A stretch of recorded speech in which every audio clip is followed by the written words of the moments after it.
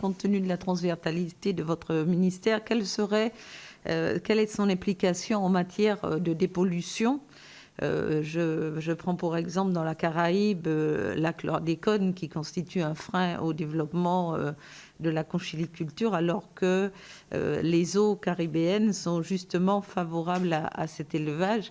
Et d'une manière plus générale, dans le cadre de la recherche et de l'innovation, est-ce que le ministère pourra avoir un poids, une carte à jouer?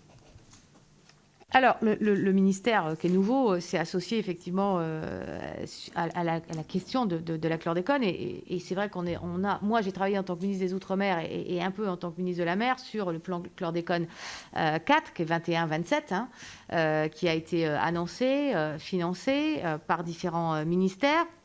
Il n'y a pas le ministère de la Mer dans le plan chlordécone, mais nous sommes partenaires et nous devons l'être sur comment développer la pêche dans le bassin, notamment, ou l'aquaculture. Quelles sont les nouvelles technologies, quelles sont les questions de dépollution, quelles sont les nouvelles techniques que nous pourrions utiliser, éventuellement à terre aussi, en matière d'aquaculture. Comment nous pouvons aider effectivement ce secteur d'activité qu'est la pêche et l'aquaculture. Mais le ministère de la Mer n'intervient pas dans la dépollution propre, enfin directe des eaux, ni dans les moyens et les investissements qui sont faits pour notamment récupérer les algues qui sont ramassées sur les territoires. La question rien du tout. J'ai oublié de rajouter sargasses.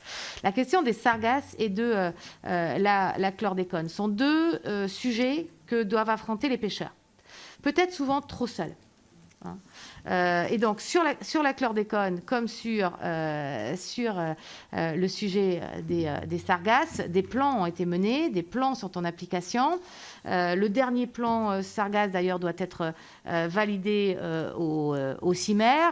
Et sur la chlordécone, ce qu'on a fait en agriculture, ce qu'on a été capable de faire dans l'agriculture, parce qu'on l'a fait dans l'agriculture, nouvelle agriculture qui vient parer les difficultés des terres qui sont aujourd'hui polluées, bien, nous devons pouvoir faire la même chose auprès des pêcheurs avec des aides professionnelles, des aides aux professionnels, aux entreprises, et c'est ce que nous mettons en place, soit par le FEAMPA, soit par les crédits européens, parce que certains de ces territoires sont soit des RUP, sont des RUP pour la plupart, et Saint-Martin est RUP, et donc peuvent bénéficier des crédits FEAMPA, soit selon d'autres territoires avec d'autres moyens.